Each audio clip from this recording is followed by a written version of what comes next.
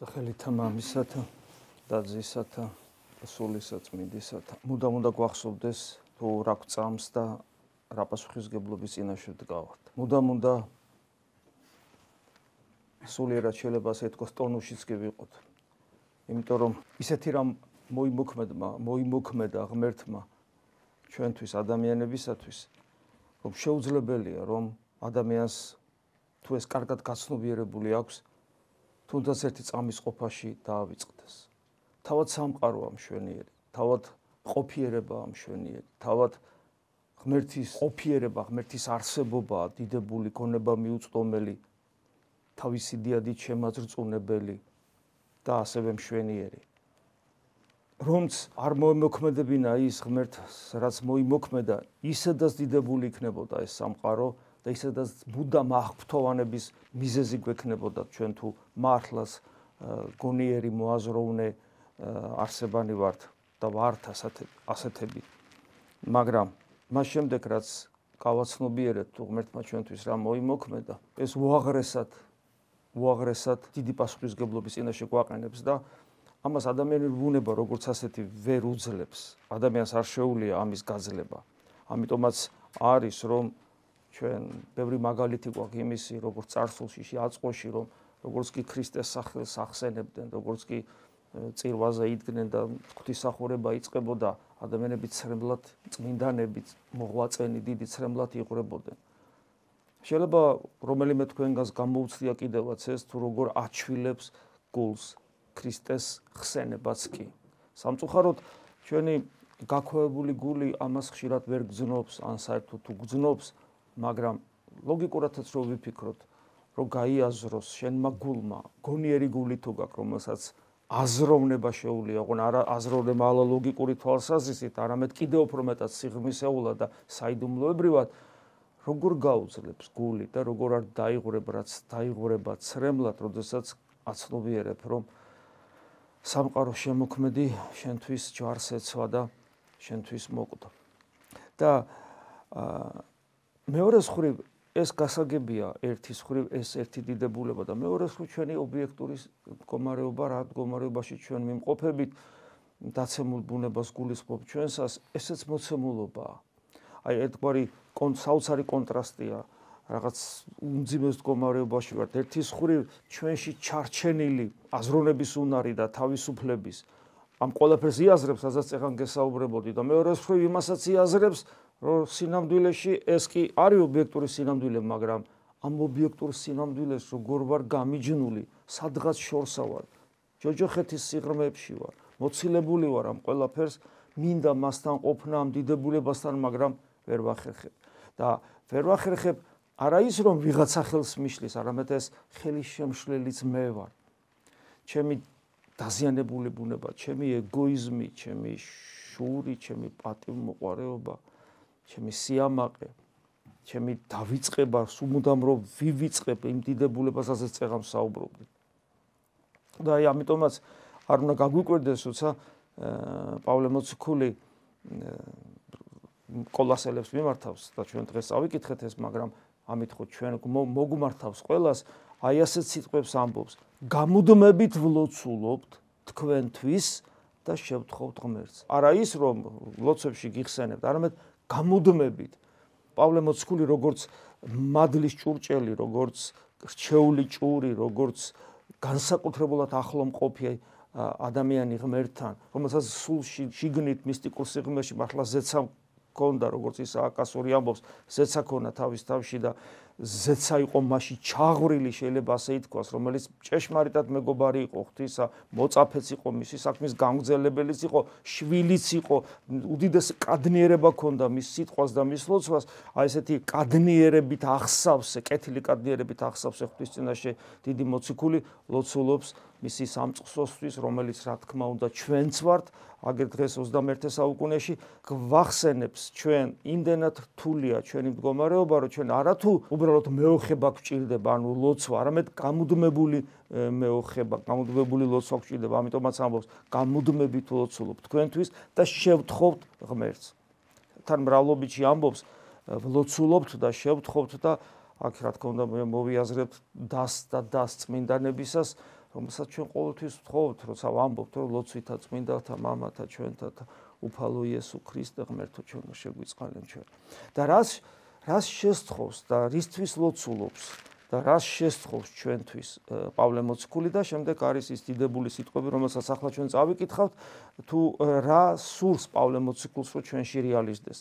და პავლე მოციქული ამბობს, რომ აღივსოთ, ანუ ჩვენ რომ აღივსოთ მისი ნების შემეცნები. ხშირად გვითხოვს, რომ თუ როგორი რთულია ღვთისნების გაგებაც და მე მის მიხედვით ცხოვრება. ჩვენთვის უმთავრესი პრობლემა ზუსტად ეს არის. აი რომ დაუშვა წამის ყოფაში, რომ უცებ გადავიქცე ისეთ ადამიანად, რომელიც მხოლოდ ღვთისნებით ცხოვრობს, მხოლოდ ღვთისნებით მოქმედებს, მხოლოდ ღვთისნებით ფიქრობს და მდგომარეობა აქვს ისეთი, რომელიც შესაბამისობაშია ღვთისნებასთან. ამას მოყვება საოცრება. იმწავსეთ ჩვენი არსება გადაიქცევა ღვთის ტაძრად, ჩვენი შინაგანი მისტიკური სიღრმე გადაიქცევა ზეცად. ჩვენში დამკვიდრდება ყოვლადწმინდა სამება ღმერთი და გამოვარწყინებთ, როგორც გრიგოლ ხანძთელი ანათებდა და არწყინებდა. წამის ყოფაში მოხდება ეს. ერთადერთი მიზეზი არის ის, რომ ღვთისნება არც გვაინტერესებს ხშირ შემთხვევაში. ხშირად არც ვფიქრობთ ამ თემაზე. ძალიან კმაყოფილნი ვართ საკუთარი ნებით, საკუთარი სიმართლით, საკუთარი ხედვებით და თუ კიდევ გავიგებთ იმას, რომ საჭიროა ღვთისნების შემეცნება, არაფერს ვაკეთებთ ამისათვის, იმიტომ რომ ღვთისნებაში წვდომას მთელი ცხოვრება ჭირდება.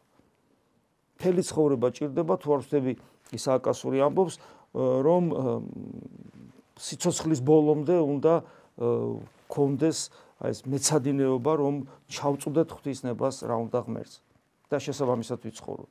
მე აგზელებს რომ აღვივსოთ არა მარტო ღვთისნების შემეცნებით, არამედ მთელი სიბრძნით, არამედ მთელი სიბრძნით და სულიერი წვდომის უნარით. ფაქტობრივად ეს ნიშნავს იმას, რომ ადამიანი მთლიანად კონცენტრირებულია იესო ქრისტეზე, მთლიანად, იმიტომ რომ სიბრძნე სწორედ იესო ქრისტეა, კონცენტრირებულია სულიწმინდის მადლის მოხვეჭაზე და აი ამ სურვილებით უნდა ვიყოთ ასე კეთილი გაგებით შეპყრობილნი, შეიძლება ასე ითქვას. და რატომ ვაკეთებთ? რატო უნდა გავაკეთოთ ეს? რათა ისე იქცეოდეთ, ანუ ისე ცხოვრობდეთ, რისი ღირსიცაა უფალი. ესე იგი, ღვთის ღირსად რომ ვიცხოვროთ და ღირსნი გავხდეთ. შემთხვევითი არ არის წოდებები, რომ არის ღირსი მამა, პატიოსანი მამა, თქვათ, მაღალღირსი და ამ შემდეგ ეს მარტო კონკრეტული სამღვდელო დასის კუთვნილება არ არის. ესეთ ყველასია, ყველას გვეკუთვნის, ჩვენ ყველანი სამღვდელო და სამეფო დასნი ვართ, როგორც წმინდა წერილი გვასწავლის, ჩვენ ყველანი უნდა ღირსნი გავხდეთ. აი ხო არის უღირს რა არის? ღირსება დაკარგული. უღირსი საქციელი, უღირსი მდგომარეობა ადამიანისა. ანუ ღირსება რა ღირსება აქვს დაკარგული? ის რომ საღვთო ღირსება უნდა ვატარებ, ვისი ღირსიცაა უფალი, ვის სახელსაც ვატარებ, ისე უნდა ვცხოვრობდე და რას ნიშნავს ღვთის ღირსად ვცხოვრობდეთ? აი, რაც ითქვა, ეს არის ღვთისნების შემეცნება და მთელი სიბრძნით და სულიერი წვდომით აღსება. ყოველნაირად ცდილობდეთ, აგზელებს პავლე მოციქული. ამბობთ, ანუ მისთვის სათნოთი ცხოვრობთ, უფრო კარგად რომ ვთქვათ და ეს თანამედროვე ქართულად გიკითხავთ, რომ გასაგები იყოს. ყოველნაირად ვცდილობდეთ, არა ვცდილობდეთ, არამედ ყოველნაირად ვცდილობდეთ. ანუ რას ნიშნავს? არანაირი რესურსი არ უნდა დაიტოვო შენში, დაუხარჯავი. არამედ ბოლომდე უნდა გასცე, რომ ღვთისათვის სათნოთი ცხოვრო. ვის არ ესმის ეს? რასაც ახლა საუბრობთ, ამპარტავან გონებას. ადამიანის ამპარტავნება ისე შორს მიდის, რომ შეიძლება იმასაც კი ვერ მიხვდეს, რატო უნდა ადიდო ღმერთი, რაში ჭირდება თურმე ღმერთი შენდიდება, ან რატო უნდა ევედრო უფალო შემიწყალე. ეს ნიშნავს იმას, რომ ადამიანს სამწუხაროდ, რომელიც ასე ფიქრობს, წარმოდგენა არ აქვს, რას ნიშნავს იყო ქრისტიანი, რას ნიშნავს არსებობდეს ღმერთი, არსებობდეს მისი ქმნილება, ადამიანი, რა ურთიერთობა შეიძლება ქონდეს. გესმით, რას ნიშნავს ორი პიროვნების, დავანებოთ ღმერთს თავი, ორი პიროვნების ურთიერთობა რას ნიშნავს, მეგობრების ურთიერთობა რას ნიშნავს, ცოლ-ქმრის ურთიერთობა რას ნიშნავს, სულიერი და-ძმის ურთიერთობა რას ნიშნავს, რომელიც სწორედ აი ამ ღირებულებებზე აგებული მორჩილება, სიყვარული, ურთიერთპატივისცემა, გესმით, სრული მინდობა და ასე შემდეგ. სიკეთის ქმნა და რომ გააბედნიეროს სხვა რა და ადამიანი და სხვისთვისო დაიხარჯო და რასაც საბოლოო ჯამში ერთი დიდებული სიტყვა ქვია, სიყვარული. აი ამ ყველაფრის გაუცნობიერებლობაა ეს. ეს არის ეგოიზმით, პატივმოყვარეობით, შურით, ანგარებით, თვითრჯულობით შეპყრობილობა, რაც რა მდგომარეობაა, ეს არის დემონური მდგომარეობა, რომლის თესლსაც, ანუ როცა სიტყვა დათესა დემონმა, რომ ადამიანში და ევაში და მათ აღასრულეს, ამას ყველას ჩვენ ვატარებთ ჩვენს გულში და მის აღმოფხვრას ჭირდება მთელი ჩვენი არსებით შებრძოლება, აი იმ უბედურებასთან, რასაც ეს დემონური ნება ქვია ჩვენში არსებული. ყოველნაირად ვცდილობდით, რომ მისთვის სათნოთ ვიცხოვროთ, მე აგზელებს. შესაბამისად ამას რა მოყვება? ნაყოფი გამოგქონდეთ ყველა კეთილ საქმეში. ესე ძალიან მნიშვნელოვანია. პავლე მოციქული აი ძალიან სკრუპულოზურად გვიხსნის, რას უნდა ვაკეთებდეთ. მას შეიძლება ეთქვა, რომ კეთილი საქმეები აკეთეთ, მაგრამ არა. პავლე მოციქული ამბობს, ნაყოფი გამოგქონდეთ ყველა კეთილ საქმეში. ანუ კეთილი საქმე აღარ არის კეთილი, თუ მას ნაყოფი არ გამოაქვს. გესმით? ეს ძალიან მნიშვნელოვანია. და მე ამის გააზრებას ხო რა ნაყოფსია საუბარი. საბოლოო ჯამში ქრისტეს უნდა დავემსგავსოთ, გასაგებია.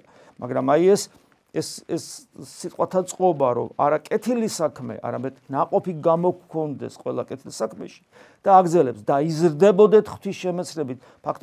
ფაქტობრივად ეს ერთ-ერთი ნაყოფია, რომ ვიზრდებოდეთ ღვთის შემეცნებაში. რას ნიშნავს ვიზრდებოდეთ ღვთის შემეცნებაში?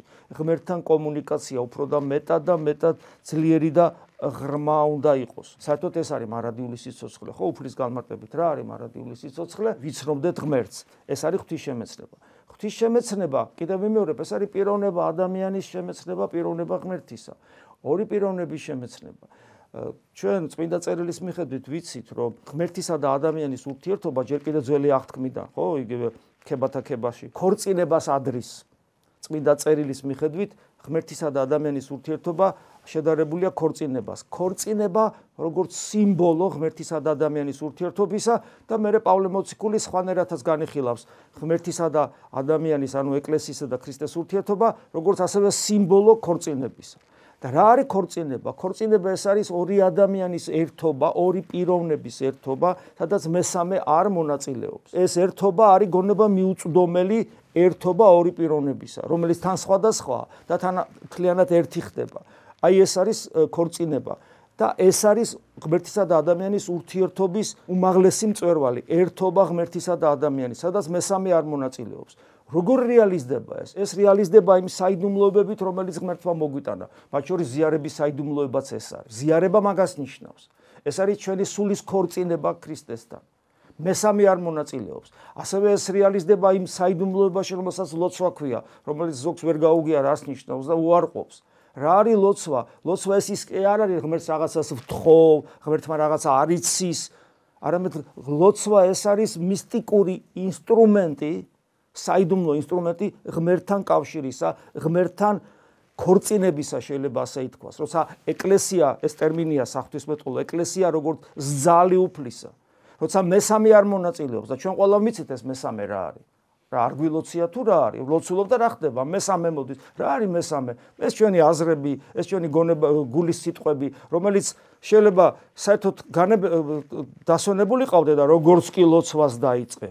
შემოდის და შემოდის. ჩვენ რას ვაკეთებთ? მიმოვიხილავთ ამ აზრებს და მიუყვებით. რას ვაკეთებთ ამ დროს? ღალატობთ, ვისთანაც ერთობა უნდა გქონდეს და მესამეს მივსდებთ. ეს არის სულიერი მრუშობა. მაქსიმე აღსარებელი და შესაბამისად სხვადასხვა წმინდა ბამები სწორედ ამგვარად საუბრობენ, რომ გულის სიტყვების აყოლა ლოცვის დროს, გონება გაბნეული ლოცვა, ეს არის სულიერი მრუშობა. როცა შენ ღალატობ ქრისტეს, რომელთანაც ერთობაში უნდა იყო.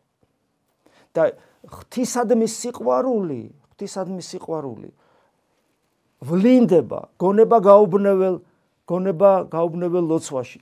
წმინდა მაქსიმე ამბობს ამას. და ღვთისადმი სიყვარული ისწავლება გონება გაუბნეველი ლოცვით. როცა ადამიანი დიდ იძულებას ახდენს საკუთარ თავზე და ლოცულობს ისე, რომ გონება არ გაექცეს, არ იმრუშოს სულიერად, არ გაყვეს სხვა გულის სიტყვებს და აზრებს, მაქსიმალურად კონცენტრირებული იყოს ლოცვის სიტყვებში, გული გაუხსნას ღმერთს და ამით აიძულებს გულს, რომლისაგანაც მხოლოდ ბოროტება გამოდის, როგორც თავად უფალი გვასწავლის, აიძულებს გულს შეიყვაროს თავის ზეციური სიძე და მასთან ერთობაში იმყოფებოდეს. ხედავთ ლოცვას რამხელა მნიშვნელობა აქვს. ამიტომაც ყოველი სიტყვა ლოცვისა, ეს იესოს ლოცვა იქნება თუ ტექსტუალური ლოცვა იქნება თუ აღდგომა იქნება, სულ ბრძოლაში უნდა ვიყოთ, რომ არ დაუშვათ ღალატი უფლისა. და ამით ჩვენ ვისწავლით ღვთის სიყვარულს. იმიტომ რომ ღვთის სიყვარული ის კი არ არის რაღაცა მინდა მიყვარს, მინდა არ მიყვარს. ღვთის სიყვარული ნიჭია, რომელიც ღმერთმა უნდა დაუმსახურებლად მოქცეს და იძლევა ამ ნიჭს დაუმსახურებლად მხოლოდ იმ შემთხვევაში თუ დაინახავს რომ შენ ეს გინდა და შენ რო ეს გინდა, ეს ვლინდება შენს ბრძოლაში, როცა სისხლს ღვრი რომ მადლი მოიპოვო, როგორც წმინდა მამები გვასწავლიან. ასე იზრდება ადამიანი ღვთის შემეცნებით. იზრდება ღვთის შემეცნებით. ამას ჭირდება ცხოვრების მიძღვნა ამისათვის. თუ ამას არ გავაკეთებთ, ჩვენ დავბერდებით და გარდაცვალებას მივახლდებით ისე, რომ ჩვენ არ გვექნება ერთობა ჩვენზე სივრციზესთან, ჩვენ არ ვიქნებით ზალი უფლისა, ანუ არსობრივად, ნომინალურად კი, მაგრამ არსობრივად არ ვიქნებით ეკლესია. აი ეს არის. ამიტომ ლოცვას ძალიან დიდი მნიშვნელობა აქვს და ლოცვის გარეშე ქრისტიანობა არ არსებობს. ამიტომ ვინც არ ვლოცულობთ, ჩავთვალეთ რომ ქრისტიანებიც არა ვართ. მე აგზელებს ყოველ მხრივ ძლიერდებოდეთ მისი დიდების სიმტკიცით. რა თქმა უნდა, როცა ერთობა მაქვს ღმერთთან, მისი დიდება ჩემში შემოდის და მეც გამტკიცებული ვარ, თავად მტკიცია, უმტკიცესია ღმერთი, მეც მტკიცე ხდები და რაში ვლინდება ეს სიმტკიცე? იმაში, რომ ჩემი ცხოვრების წესი ხდება ისეთი, რომ ეშმაკი ვეღარ გამარცხებს, ვერც ეგოიზმით, ვერც შურით, ვერც ანგარებით, ვერც პატივმოყვარეობით და ასე შემდეგ ვეღარ გამარცხებს, ვერაფრით. და მე აგზელებს და როგორ ნაყოფებს იძენ, ნახე ამ დროს, რაც მოყვასთან ურთიერთობაში ავლენს საკუთარ თავს. ყოვლის მთმენი და სულგრძელნი იყო ეს მოყვასთან ურთიერთობაში. ამიტომაც ყოველთვის ვამბობ, სამრევლო ურთიერთობის გარეშე ჩვენ ვერ ვიზდებით, იმიტომ რომ სამრევლო ურთიერთობა ავლენს რამდენად ყოვლის მთმენი და სულგრძელნი ვართ ერთმანეთის მიმართ. და თუ ეს არ არის, ყველაფერს აქამდე წავიკითხე, ისიც არ არის. სიხარულით მადლობდეთ ღმერთს და მამას, რომელმაც იმის ღირსი ყო, რომ წმინდათა ხვედრს ვზიარებოდეთ ნათელში. ანუ როცა ადამიანი რაც აქამდე ვისაუბრეთ, ასე ცხოვრობს, ადამიანს მადლიერების მეტი რა რჩება. როცა ოდნავ მაინც განგიცდიათ ის, რასაც მე თქვენ გელაპარაკებით, რომ წარსდგები ღვთის წინაშე და ამას იხსენებ, ამას იაზრებ, მხოლოდ ეგ რჩება, მადლობა ღმერთო ყველაფრისათვის. მადლობა ნებისმიერი ჩემი ცხოვრების სეული საშინელი განსასწრებისათვის, იმიტომ რომ საბოლოო ჯამში აი აქამდე მოვედი, ცოტათი მაინც განვიცადე ის, რაზეც პავლე მოციქული საუბრობს და სიხარულით გმადლობ მე შენ ღმერთო, რადგან იმის ღირსი გამხადე, რომ ვეზიარები წმინდათა ხვედრს. ანუ აქ ვარ ჯერ, მაგრამ იმედი ჩდება, ხელმოსაკიდი იმედი, რომ სასუფეველს დავიმკვიდრებ, არ დავიღუპები, ჯოჯოხეთში არ აღმოვჩნდები, იმიტომ რომ ეს ყველაფერი თუ დაიწყო, ეს არის ჩემი თავიდან, ჩემი გულიდან ჯოჯოხეთის განდევნა და ზეცის დამკვიდრება. რომელმაც გვიხსნა ღმერთმა გვიხსნა სიბნელის ხელმწიფებისგან და შეგვიყვანა თავის ძის სასუფეველში. აი ეს ამის გამოცდილება, რომ სიბნელეში ვიყავით და ღვთის სასუფეველში ვიმყოფებით. ამის გამოცდილება, პირადი გამოცდილება თუ ქრისტიანს არ აქვს, ის ჯერ ქრისტიანი არ არის. ვინც ანუ ქრისტემ გამოგვისყიდა ვის სამეფოში ვარ, თუნდაც აი ახლა ვის სამეფოში ვარ, ვინც გამოგვისყიდა თავის სისხლით და მოგიტევა ცოდვები. ეს პავლე მოციქული ამას იმიტომ იმეორებს, რომ არ დაგვავიწყდეს, რომ ეს დიდებულება თუ ჩვენში დაწყებულია, რატომ მოხდა, რომ ქრისტე ჩემთვის მოკვდა. ეს არ დაგვავიწყდეს, ამიტომ გვახსენებს. თავისი სისხლით, თავისი ტკივილით, თავისი სისხლით. რატომ არის, ხო, ერთმა გაწირა მეორესთვის თავი, დიდებულია. მაგრამ შეიძლება ჩვენმა გონებამ, ამ პარტავმა გონება თქვას, რომ აერიდან არ გეონებით, ჩემთვის უთქვიათ. რა არის ხა ქრისტე მოკვდა? კი, მაგრამ ვიღაცას ხო მომკვდა რა ვიღაცისთვის. ეს როგორ უნდა თქვას საერთოდ, როცა ქრისტეზე საუბრობ, რომ ქრისტე მოკვდა ჩემთვის, ხო, მაგრამ ვიღაცას მოკვდა ვიღაცისთვის და თან მინდა რომ ეკლესიაში ვიყო და ქრისტიანი ვიყო. როგორ ახერხებენ ამას ადამიანები, მე ამას ბოლომდე სიმართლე გითხრათ ვერ ხვდები, ეს რა ფენომენთან ამაქვს საერთოდ საქმე, მაგრამ პავლე მოციქული ამასაც ითვალისწინებს. იმიტომ რომ ჩვენმა ამ პარტავანმა გონება შეიძლება დააბრეხოს რა, რომ ხო ქრისტე მოკვდა ჩემთვის, მაგრამ ვიღაცისთვის მოკვდა კიდე. ხო, თავი გაწირა, თქვა, დედა შვილისთვის და ასე შემდეგ და მეგობარი მეგობრისთვის გადაეფარა ტყვიას და ომი კიდე სულ ეგ არ არის, ვიღაცას ეხმარება და კვდებიან. ანუ ადამიანს შეუძლია ეს დააბრეხოს უკაცრავად ამ სიტყვაზე და ვერ იაზრებდეს, როცა ქრისტეზე საუბრობს, და ქრისტეს ჯვარცმაზე და ტკბილზე ეს რას ნიშნავს? და რითი განსხვავდება ნებისმიერი ადამიანის ღირსეული თავგანწირვისგან? რითი განსხვავდება? ვინ არის ის, ვინც შენთვის თავი გაწირა? მასში შეიქმნა ყოველი, კიდევ ერთხელ გახსენებს. მასში, ანუ მასში, ღმერთია, ამით გვეუბნება. ღმერთი ქმნის ამ ყველაფერს, ხო? მიწიერით, ზეციერით, ცხილულით, უხილავით, საყდარნი, უფლებანი, მთავრობანი, ხელმწიფებანი, ანგელოს და სხვადასხვა დასები, ყველაფერი მის მიერ. ეს სამივე ტრიადის ანგელოზები ჩამოთვალა, ყველაფერი მის მიერ. მისთვის შეიქმნა. ის არის ყოვლისა უწინარესი და ყველაფერი მისი მეოხებით დგას, ყოვლის მყრობელია. ანუ აქ საუბარია ღმერთზეა საუბარი. უვნებო, ყოვლის შემძლე, galaktikების შემოქმედზე, რომელიც შენ რომ გადარჩენილიყავი, მოვიდა შენნაირ მონის ბუნებაში და შენ რო დააშავე. აი მოდი ეს ჩემ თავს ვიტყვით. თეოდორე, შეუსინდისო ადამიანო, შენ რო სინდისის წინააღმდეგ ცხოვრობდი და რაღაცებს აშავებდი და შენ რომ შენი მდგომარეობის გამო მორალური ჯოჯოხეთი რო გაქვს და ფაქტობრივ ჯოჯოხეთსაც რო ატარებ გულში და ამას რო ვერ აცდები როგორც თავისუფალი და მოაზროვნე არსება, შენ რომ აქ მდგომარ და რო ვერ გამოხვალ აქედან, იმიტომ რომ აბსოლუტურად ჩაკეტილი ხარ შენს დაცემულ ბუნებაში და შესაძლებლობა თეორიულიც კი არა გაქვს აქედან გამოხვიდე. ამ დროს აი ვარსკვლავები და galaktikები მთელი სამყარო რო შექმნა, შეუსინდისო შენთვის მოვიდა და მთელი შენი ცოდვების გამო, რისის გამო სიკვდილის, ანუ მარადიული დაღუპვის ღირსი ხარ, ეს სიკვდილი თვითონ მიიღო და თვითონ იტანჯა და მოკვდა ჯვარზე. და შენ ხა ყოფნის სიტყვები და თქვა რა ხო რა მოხდა, ვიღაცა ვიღაცისთვის კვდება. შენ ნაგავისთვის მოკვდა, ჩემ თავს ვეუბნები. და შენ ხა როგორ ამბობ იმას, რომ ეს ხა დიდი არაფერი არ არის. და თუ სწორად იაზრებ, უნდა გაოგნდე, რომ თურმე შენ მოგიკლავს იესო ქრისტე და არა სხვას. და თუ ეხლა ცოტა თეოლოგიურად შევხედავთ, ყველა ადამიანი ხო ერთნაირი ცოდვილია მეტნაკლებად, ყველანი ავაზაკები ვართ და ყველასთვის მოკვდა და ყველას ტკივილი იტვირთ. ეხლა შეკრიბეთ ეს ყველას ტკივილი, რა ტკივილი გამოდის. და თან მოკვდა რა, თვითონ მოკვდა, ჩვენვე მოვკალით. და ჩვენვე გვპატიებს, აი ჯვარს ვაცვავთ და ჩვენვე იმ წამსვე მეოხია, რომ აპატიე, მამა, რამე თუ არ იცის რასაკეთებს ეს სულელი თეოდორე. არ ვერ ხვდება რასაკეთებს. ისმის, ვერ ხვდება აპატიე. აი ეს არ ვიცი, ჩვენ ხო სიტყვით ბოლომდე ამას ვერც კი გამოვთქვავთ, რასთანა გვაქვს აქ. თან ყოვლის მყრობელია, გული რო გიცემს, ესეც მის ხელშია. და ასე შემდეგ, ყველაფერი მის ხელშია. და ამავე დროს გვახსენებს, რომ ეკლესიაში ვართ და რა არის ეკლესია? ჩვენ ხო ეკლესიად შეკრებილები ვართ, ეხლა ვეზიარებით, ეკლესიად შეკრებილები. და გვახსენებს, რომ ის არის თავი ეკლესიის სხეულის. ანუ ჩვენი თავიც ის არის, ყველას გვაერთიანებს. მისით ცოცხლობთ, მისით ვარსებობთ.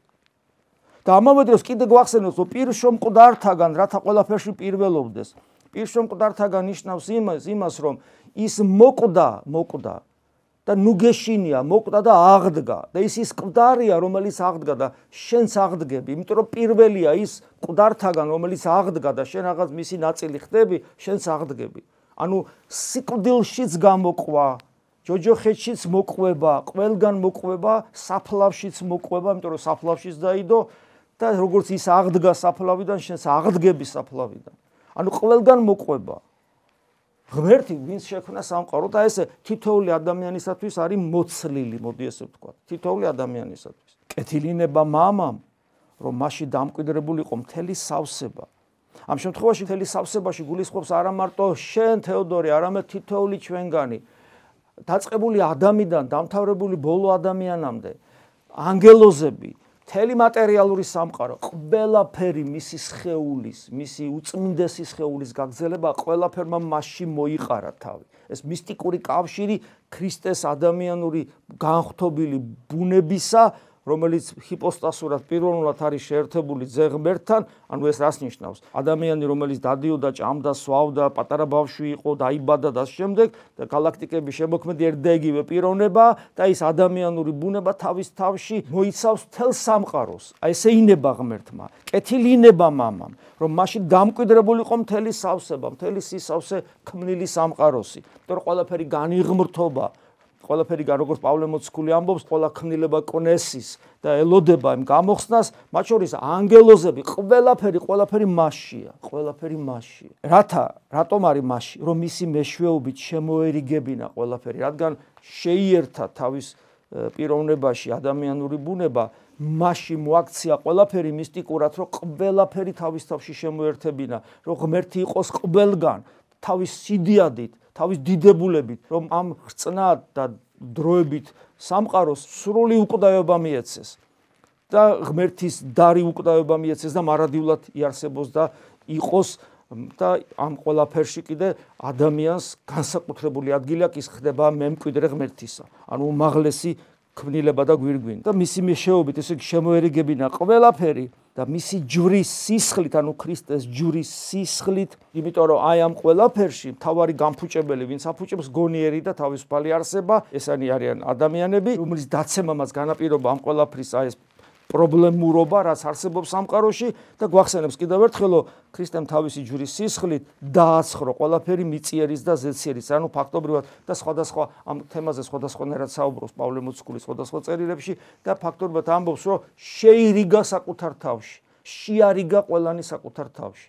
ანუ ჩვენ გვაქვს მადლი, ენერგია, საღვთო ენერგია გვაქვს მოცემული ყველას, ანუ შესაძლებლობა, ჩვენ ერთმანეთი არ გვიყვარს, ქრისტეში შევრიგდეთ და ეს ისწავლება სულიერი ცხოვრების ერთ-ერთი ნაყოფია და ისწავლება ეკლესიაში როგორც ქრისტეს მისტიკურ სხეულში, ამიტომ კიდევ ვიმერთხელ ვიმეორებ. თუ სამრევლოში, ეკლესიის წიაღში ადამიანება ერთმანეთი ვერ შეიყვარეს, ერთმანეთის დატევნა ვერ შეძლეს, დიდსულოვნება არ ისწავლეს, ერთმანეთის უძლურებანი ვერ იტვირთეს სამრევლო ცხოვრებაში, სხვაგან არ აქვს ადგილი, სადაც ამას შეძლებენ.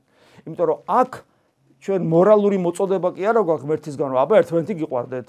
არა, ჩვენ ძალა მოგვცა ამისი, მადლი მოგვცა ამისი, იმიტომ რომ ჩვენ საკუთარ თავში შეგვიყვანა. შესაბამისად, ჩვენ გვაქვს ყველა შესაძლებლობა, რომ ჩვენ ერთმანეთი გვიყვარდეს და თუ აქაც ვერ შევძელით ერთმანეთის სიყვარული, ჩვენ ვერსად ვერ შევძლებთ სიყვარულს. ამიტომაც ვამბობ ხოლმე, თუ ადამიანმა სამრევლო ცხოვრებაში ვერ შეძლო ინტეგრირება, თუ ადამიანი სამრევლო ცხოვრებაში დარჩა ყველაზე საშინელი რაც არის ქრისტიანობაში პრეტენზიული და განდგომილი შინაგანად ადამიანებისგან და თავისთვის მყოფობს, მას არსად სხვაგან სიყვარულის რეალიზება აღარ შეუძლია. ფაქტობრივად ის საკუთარ თავს ჯოჯოხეთს უმზადებს. ამიტომ დააკვირდით საკუთარ თავს, როგორები ხართ სამრევლო ცხოვრებაში.